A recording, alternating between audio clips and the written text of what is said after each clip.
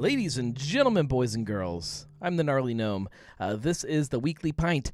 It still technically is not a show. I'm not guaranteeing that at some point I'm not going to call this a show, but for right now, it's not. This is a happy hour, an excuse for us to hang out together, have a drink together, and to talk about everything that is happening in craft beer news, especially here in Cincinnati. But we'll talk about things a little bit outside of the Cincinnati bubble, too, because it's all important to this whole thing that is going on. But a big part of it is the happy hour aspect, an excuse for us to hang out and have a drink together. So as you're jumping on the chat, which we'll put up on the screen here in just a second, tell us what you're drinking, because that's kind of how this whole thing started, and it's kind of what makes it all really fun for me especially. Marco says hello. He is having a truth and eating food that he cooked. Not to-go food. Although you could, like, if you take that food you cooked and just take it outside, it's to go. Josh says, hey. Julia says, sup, everybody. She is drinking her last can of Street Size Socially Influenced. I still have a can of the barrel-aged Socially Influenced for you and Marco to share. It's in there somewhere. I haven't drank it, so it's in one of the fridges somewhere. And then Josh says that he is having a Change of Heart experimental IPA from Bell's. It's a two-hearted variant. Oh, so that's they have a variety pack, right, of different ones. There's light-hearted, double-hearted, two-hearted, and then this Change of Heart, which is I guess a rotating series of experimental IPAs. I don't know. I haven't really actually looked at it that much because Bell's. I don't drink a lot of it. Not that it's not good stuff. I don't drink a lot of it. I'm gonna open a beer. I didn't make a choice here. I just grabbed one that I've been wanting to drink. This is a gift from Sam Adams. Huge thanks to Sam Adams Cincinnati. This is the Cincinnati Lager, the FC Cincinnati Lager. It is a dry hopped lager. It's delicious. I know it because I just drank it the other night, and I love pretty much everything. Josh says Big Hearted is a 9.5% version of Two Hearted. I guess a Big Hearted is probably a better name than a Double Hearted. Same idea, though. Just a big imperial version of Two Hearted. Two Hearted's a great beer. I haven't had it in a long time, again, because I just don't really run around grabbing Bells anymore. All right, let's. This is FC Cincinnati Lager in a clearly dirty glass. I just cleaned it. I love drinking out of a stein, though. Cheers, everybody. Oh, that's tasty. Let's read what it says. Obviously, it says, all for Cincy on the can. Cincinnati Lager. True beer. If I can read this, I always need like a light right here to be able to see anything. True beer lovers know Sam Adams founder Jim Koch created Boston Lager, the flagship beer that started it all right here in his hometown of Cincinnati. At the Sam Adams Cincinnati Taproom, we wanted to create a beer that honored the city's special brewing heritage and our own contributions. We present to you Cincinnati Lager. Brewed with traditional German malts and paired with American hops, this beer represents the past, the present, and the future of this place that we call home. I didn't even put this on my notes for today because I'm working on a YouTube video about Boston Lager, but that brings up a really great topic that we need to talk about at some point, and that is the Boston Lager change. I definitely tried both side by side. I also, today, finally got my chance to try the new version of Fat Tire. So there's, maybe next week, I'll put that on my notes of things that we probably need to talk about, is these beers that are changing. Some claim they're not really changing. Some don't care that they're just completely... There's a lot to talk about there, but I want to get that video done before we dive in too deep. But this is not either one of those beers. This is just a great dry-hopped, great lager. I don't know if it's a Helles. I believe it's a Helles. Who knows? It's good. Julia calls it the midlife crisis of beer. That is a good way to put it. It's deeper than that. I mean, all of these breweries are facing this this thing right now, this this downturn of craft beer, which we will talk about a little bit today. And they're trying to figure out how to deal with that and how to adapt to it and what they're supposed to do, which nobody really knows what the answer is because craft beer has never really faced this before. It's a new experience.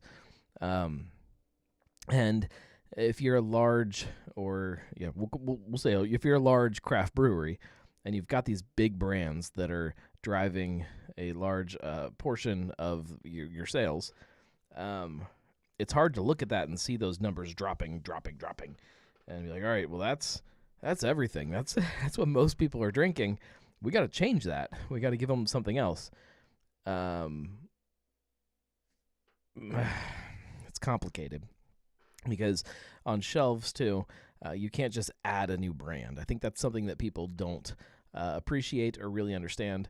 If you look at bars across the country, the places that have a Fat Tire handle, you can't just call them and be like, hey, I know you got this Fat Tire. We're going to do something else, and you should put that on also. They're going to say, no, we want Fat Tire, or we're going to get something else that is kind of the thing that we want. You lose that spot, and it's not just tap handles. That factors into shelves in grocery stores also. Like, you're not just going to get another 6-pack next to Fat Tire. You gotta do something, and it's confusing for a lot of places. Marco says that the new Fat Tire is mid. I agree. I don't know that is the choice of lingo that I would use just naturally, but my hipness with all of the kids these days, I know what that means. That is mid. I get that. That is a very bussin' way to put it. No cap. And I mean, it's not a bad beer. I didn't think it was bad. It's not exciting. It's definitely not Fat Tire. It has a couple of the qualities that I recognize from Fat Tire, but I don't know. It's very hard for me. I'm getting into my Sam Adams video that will hopefully get will hopefully get done. I have like 4 videos that I'm sitting on right now that need finished, including one that recorded the whole thing today, and hopefully I'll get it done this week. Hopefully, fingers crossed. Excuse me. Fingers crossed. But before we get into the news stories, I do want to remind everybody how you interact with the show, because I know for new people that can be confusing. Wherever you happen to be listening to this, you can just hang out and listen. That's okay. But we encourage interaction, and there are 2 very distinct ways that you can do that. You can call into the show. The number is right over here. There it is. 567-70-DRINK. And you can call in, and you can call into the show live and talk that way. That's 567-703-7465. That's probably the easiest way, but it's also a little stressful, and I understand that, being live with billions of people across the universe, because that's how many people are listening. Or you can just jump on the chat wherever you are. And this, I used to say that this will just be up on the screen the whole time, but I realized last week that I didn't fix it to where it is on the screen the whole time. In a second, it's going to go away. But most of you guys are on Facebook. Your chat is right there. If you're on YouTube, you won't be able to see the Facebook people in a minute. And if you're on Facebook, you won't be able to see the YouTube people in just a minute. That's okay. I'll try to keep everybody up to date on what's being discussed. I will fix it soon, I promise. There are a couple like big things that I'm kind of switching around with this show that is not a show, including hopefully some more encouragement for people to interact with the show and engage with it.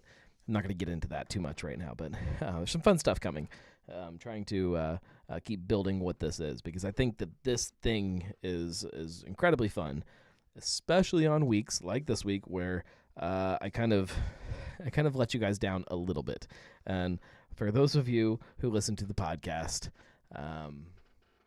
Cincy Brewcast, you know what I'm talking about. I didn't make a show this week. I have nothing for you. I am now out of the last 4 weeks, I think 2 of them just didn't happen, and that's my fault. 100% my fault. It's the same thing that I always throw out there as a reason. It's just chaos. My life is chaos, and I can't keep up with it. And I'm trying to keep building this business that is Gnome Creative, which is awesome.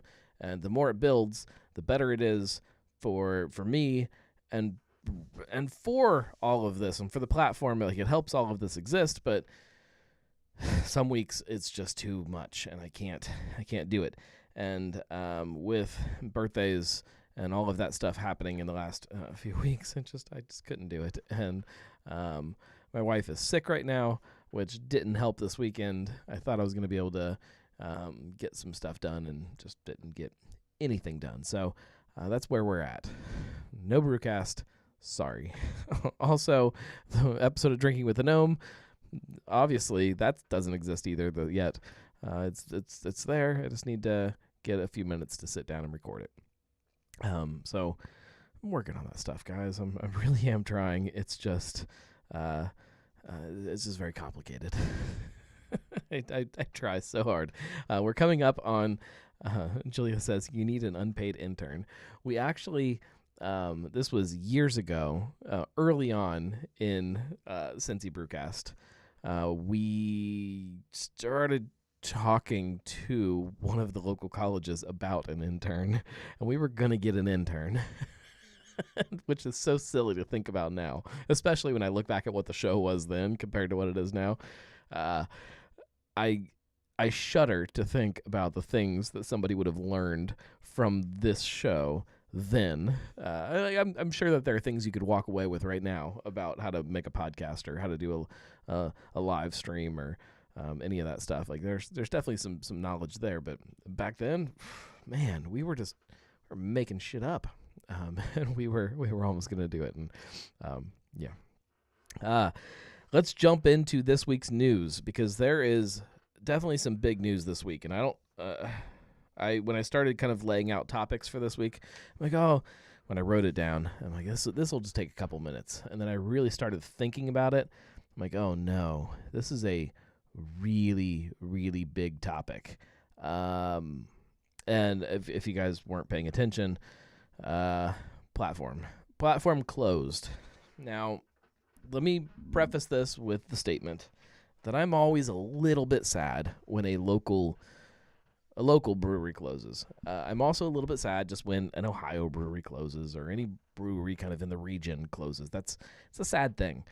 I say for some reason. I know the reason, but I still keep not wanting to admit it to myself, I think.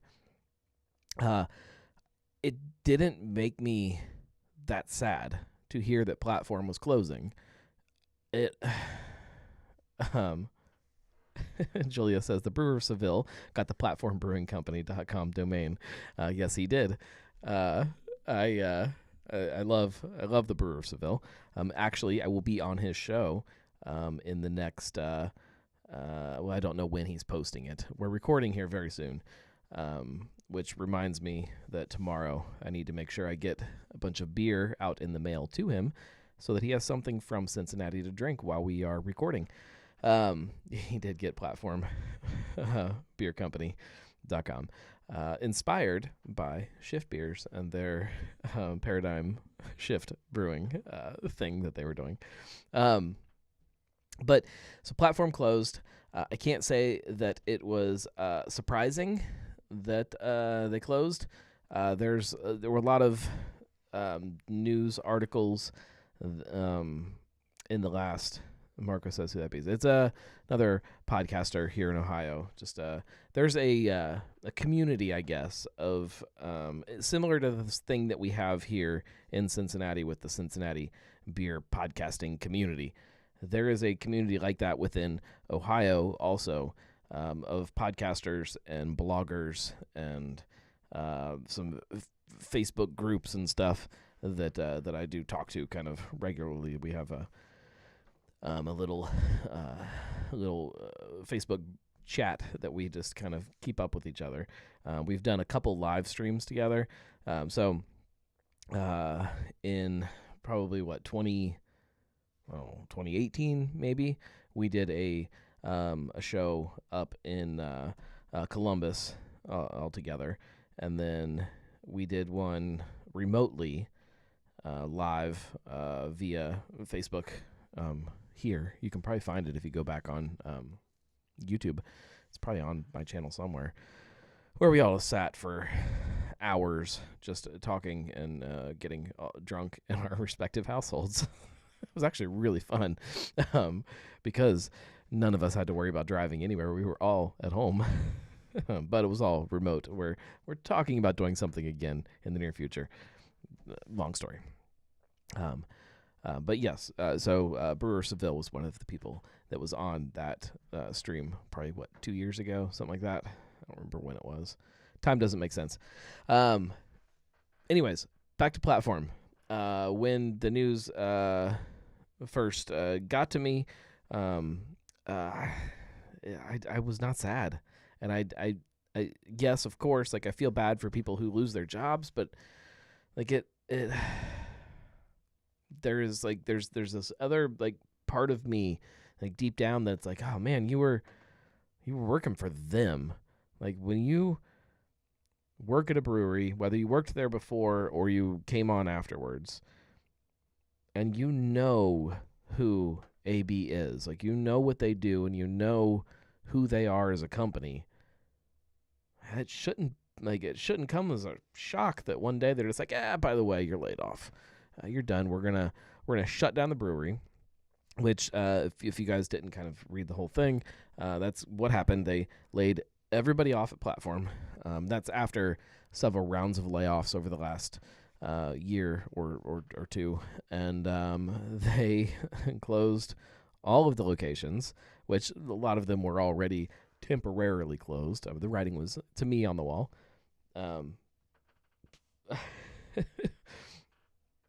Julia says, get this, he's a home brewer who lives in Seville, Ohio, and he has a podcast that's pretty good, even if it's mostly Northern Ohio based. He does try to branch out a little bit. He's been trying to get a bunch of shows recorded with some people down here in Cincinnati, and I keep trying to hook him up with people, and I don't know if it's them just not caring thing or what, but it hasn't really panned out yet. I don't know if he has some that are on the books or what, but we'll talk about it. We'll talk about it when I'm on the show. They shut down all the locations for good and said that they are going to keep making 3 of the beers. So 3 Platform beers will live on at some kind of Anheuser-Busch location, which is weird. It's a weird thing. So Hayes Jude, you guys probably know that one. That's the one that is probably the biggest right now. Will be made still. There is Odd Future Imperial IPA. I don't think I've had that one, but they're going to keep making that. And then one called Canalway IPA, which I've definitely never had. That'll still be made. So 3 IPAs, an Imperial, a regular IPA, and a hazy IPA. And that's Platform's legacy now. That's it. Julia says, wait, so are you saying Lacoba will not be reopening?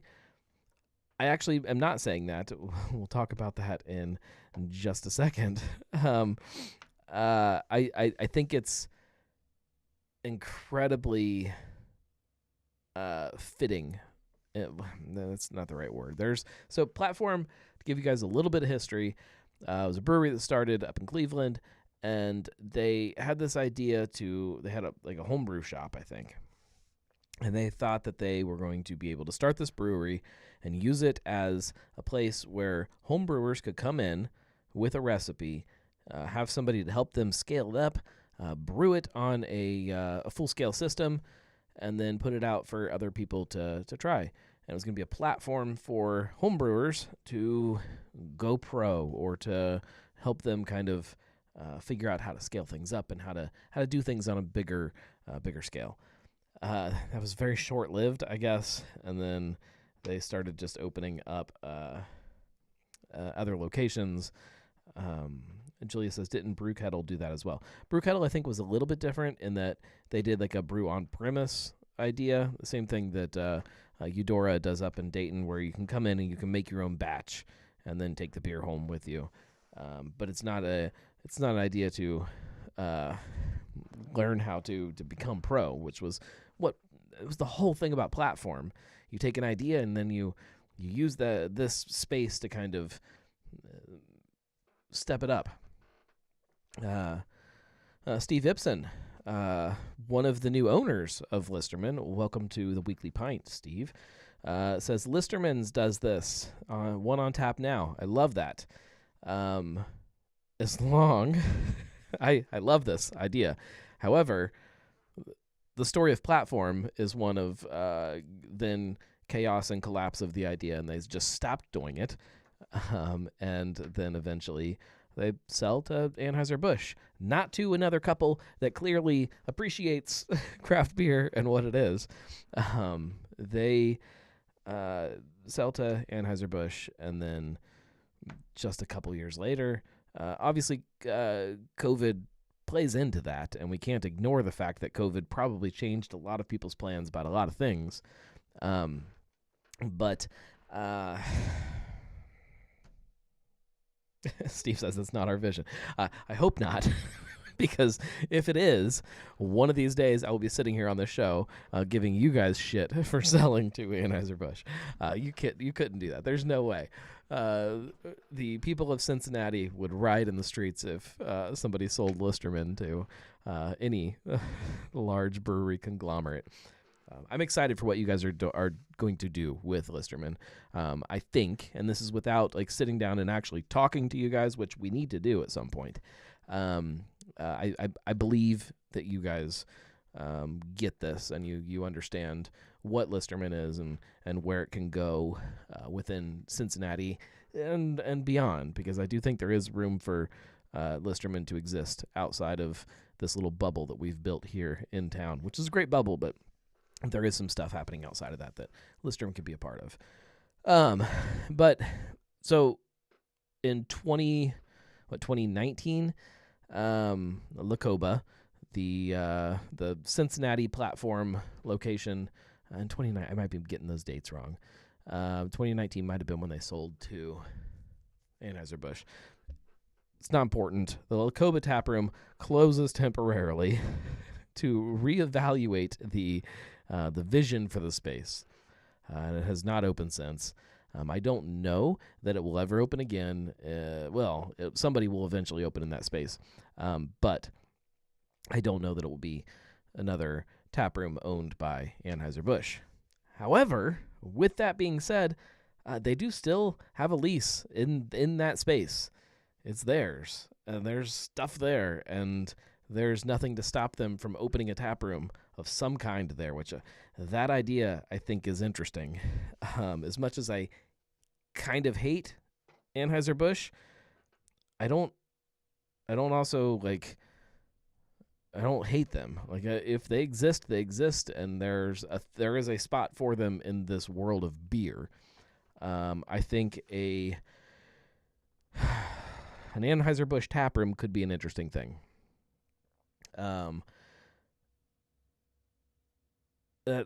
Julia says Lacoba opened in 2019, beginning of the year. AB InBev bought platform mid 2019. That sounds about right. And then maybe 2020 they shut the taproom down, something like that. 2021, early 2021. I don't know. I should have looked that up. I didn't.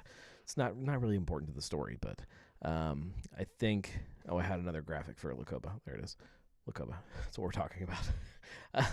I think the idea of something else existing in that space that is owned by AB could be fascinating. If you brought a taproom in that had all of those brands under one roof, I think I would go there. Like, I think that I would go there to drink Goose Island and Carbach and like these things that we just don't really see a lot of. I think there's something there.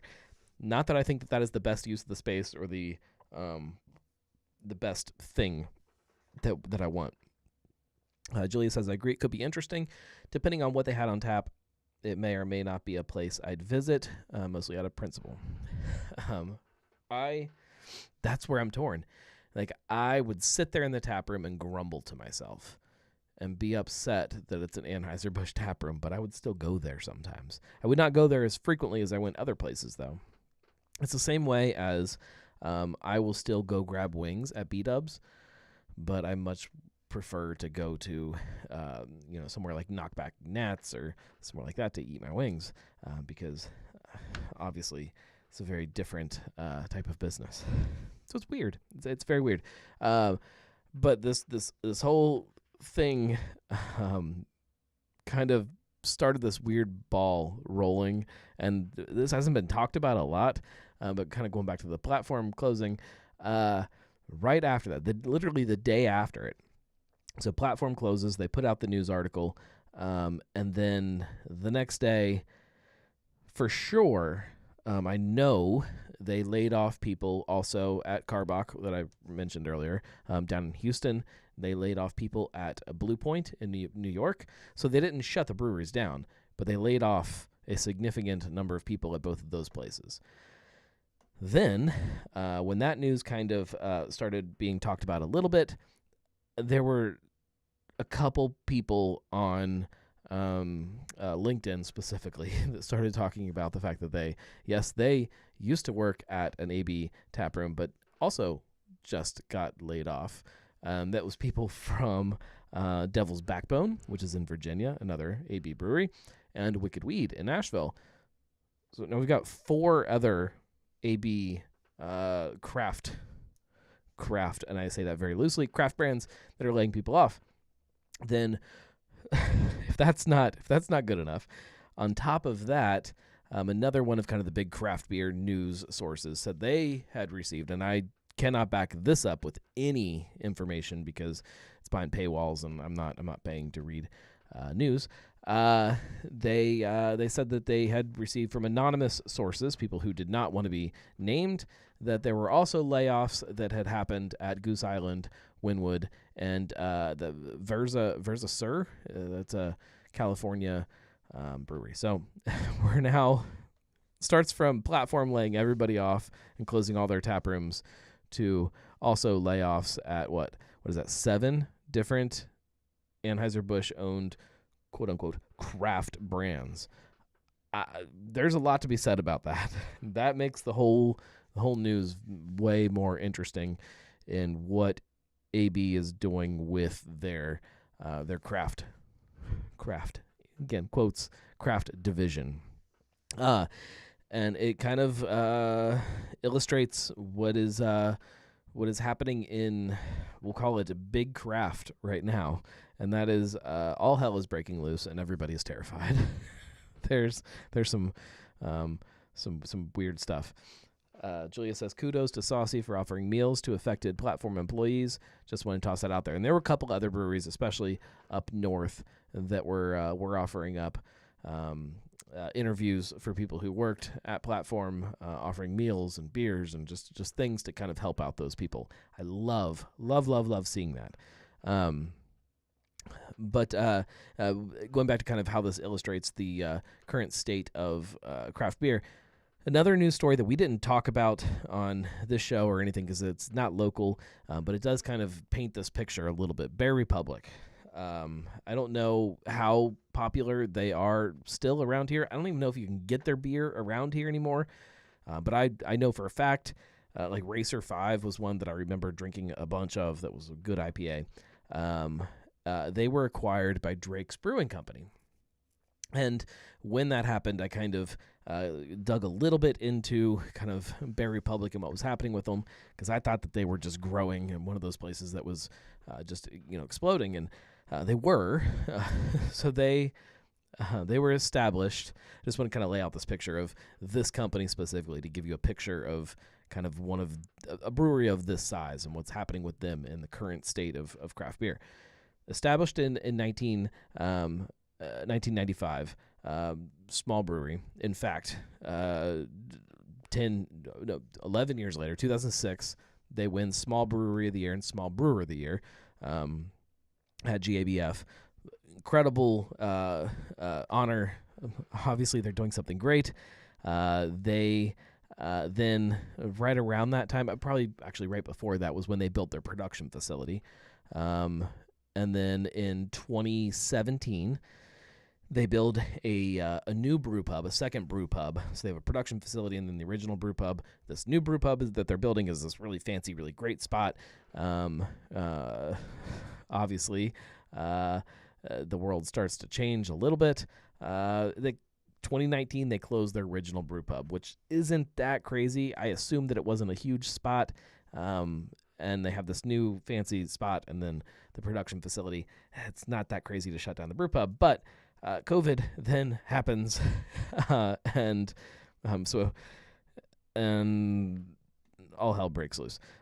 They recently, and I say recently, I don't know the date exactly, but in the last year or so, I think, closed the new brew pub that opened in 2017, leaving just the production facility. At their peak, they're making 80,000 barrels, so that's a little bit smaller than what Rheingeist is, but relative to locally, would have to compare them to Rheingeist. So they're making a lot of beer, and they just can't keep hanging, and they sell it. They sell it all to Drake's Brewing, and I believe the deal is just for the brand and the recipes, and they are, from my understanding, just shutting everything down and just gonna move everything over into their operations. And just like that, this thing that has been operating for decades is just gone. It just shuts down and is kind of wiped off the map. Yes, the brands live on somewhere else, but is that really the same thing? This spot and these people and all of this stuff that made it all work is just like in thin air, just completely gone. And that's a place that, again, if we compare it locally, it's not that much smaller than Rheingeist. It was, I believe, I don't know how many states they were distributing it in, but it was probably bigger than a footprint than what Rheingeist is. So it's really, really kind of crazy to look at and to see a story like that, and to kind of use that to illustrate what's happening right now. Because there are a lot of breweries that are kind of at that size, that I don't know how you shift and how you change and how you evolve when craft beer is what it is now. Now the places that are smaller, which is most of the places here in town, are not huge kind of beer factories. They're local Cincinnati tap rooms, and they are brew pubs, and they are local little spots, even, the nanos that are existing around town. Like, there's very different things compared to places like that. But I did want to kind of share that a little bit, because it I can't imagine if that was a place that existed here, and just to watch that happen, it would be heartbreaking. If we can talk about something a little happier, Bockfest. I know we talked about it either last week or the week before or something, but Bockfest is this coming weekend, and I hope that everybody's going to be down there. I know the weather, let's see what it's looking like now. I think we're going to probably get some rain. Yeah, Friday looks like it might be a little rainy, although timing, let's look. We might be okay. I think the rain is supposed to be, we might get some rain. But Saturday will be good. But it'll be warm enough that it'll be tolerable. I'm excited for Bockfest. Bockfest is always a little chaotic in the city. That's kind of what makes it special. The parade, obviously, if you guys don't know how this all kind of works, parade is Friday night. It starts at Arnold's, starts at 6 p.m., and then kind of marches up through OTR, ends at Bockfest Hall, which is the Finley Playground again this year, and they end with the blessing of the Bock. Before the parade, though, they're doing a big happy hour, Bockfest Brewing Champion beer release, an awards ceremony toast down at the Lager House. So the Emancipator Doppelbock is being tapped, and then they are crowning the Bockfest beer competition winner, their traditional Bock beer, doing a bunch of specials and stuff like that. Obviously, you can park right below the Lager House, and then from there, you can take the streetcar right up to OTR. It's a little trick. Write that down. Makes parking and getting around downtown a lot easier. I think that is at, I'm looking at my notes here, 4 p.m. is when that kicks off, but I think they're doing stuff starting at like 3. So get there and hang out before the parade. I always recommend either taking a half day off work or just skipping work altogether, because it's Bockfest. It's a holiday. Tell them the gnome told you to do it. So from there, parade, and then just Bockfestivities. Saturday, Bockfestivities all day long. You've got the Brewers games going on during the day. There's a bunch of different historical talks going on in Bockfest Hall. And then after the historical kind of talks and stuff, I believe, and I can't confirm because of how chaotic everything is, I think I'm going to do a live show. I believe I'm going to be on the stage down there doing some kind of a live show. I don't know if it's just going to be me alone sitting on a stage, poking Bock beer with a flaming poker, or if I'm going to have a round table or what. But I'm kind of still waiting on final confirmation that I'm even going to be on the stage, because communication is very Bockfesty, if that makes sense. But I think I'm going to be down there both days, Friday and Saturday. So I'll be hanging around one way or another.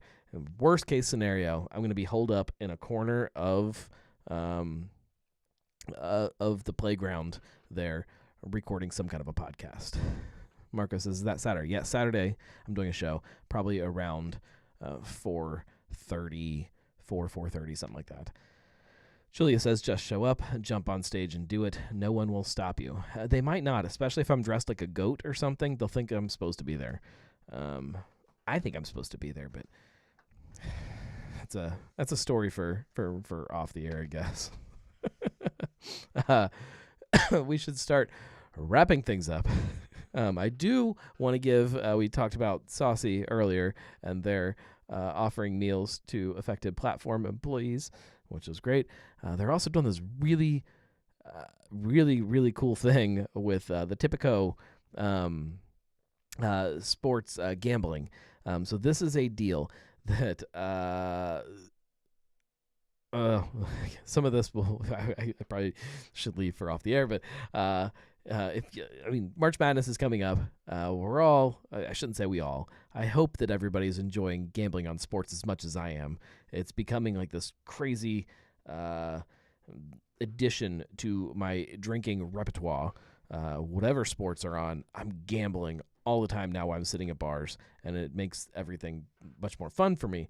Well, Saucy is making it even better, and if you haven't heard the news, Saucy now owns Cartridge.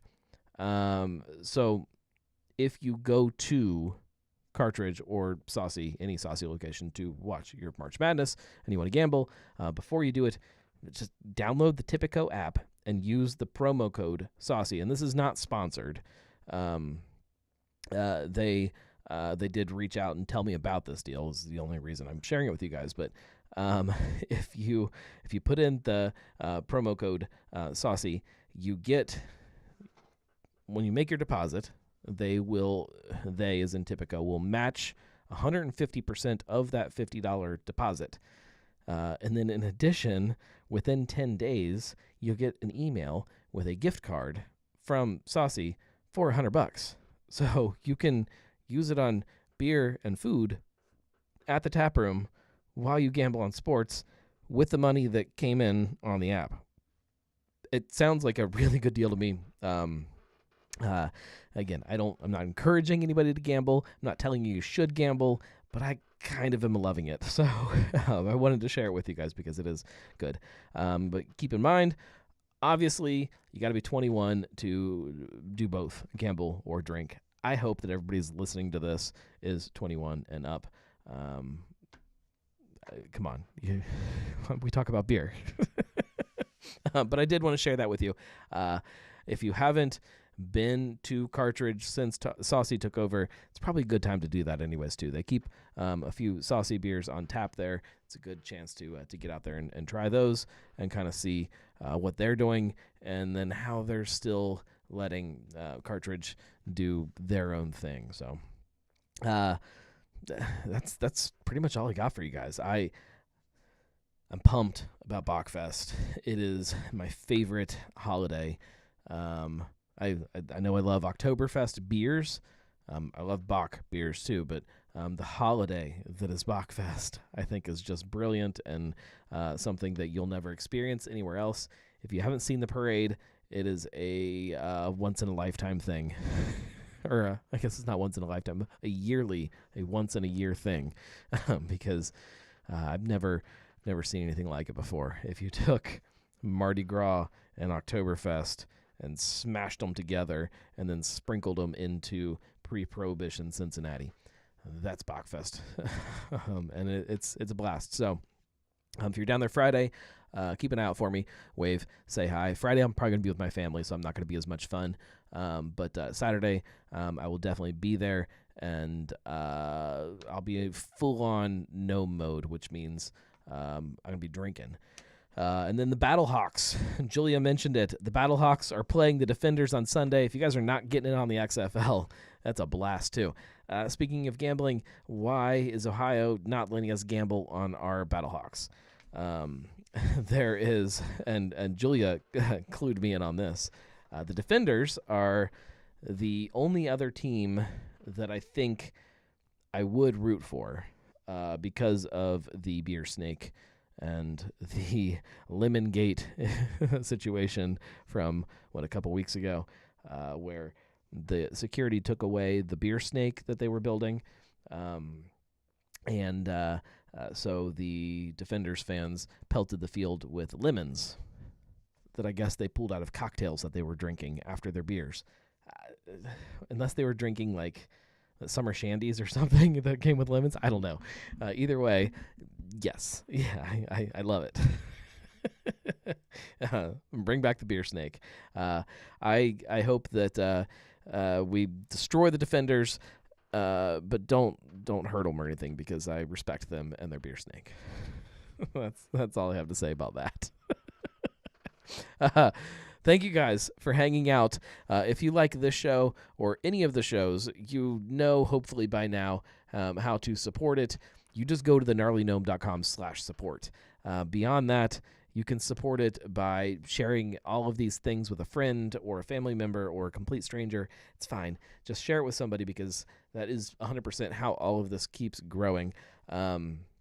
If you do want to sponsor, if you want to sponsor either a YouTube video or a podcast or a month of podcasts or something like that, reach out to me. Go to advertise@thegnarlygnome.com. I believe that's an email address. If not, I'll make it one, and we can figure something out, because that stuff makes all of the little pieces easier to do, and I need things to be easier, because as of right now, nothing in my life is easy except talking to you guys. This is the one part of my life that's easy, just sitting down and doing this. Cheers, everybody. I hope everybody has a good beer tonight before bed, because I'm going to have like 9 of them, I think. Prost. We'll see you next week. Same time, same place. You know the drill. Cheers, everybody. Caw. Is it caw or caw?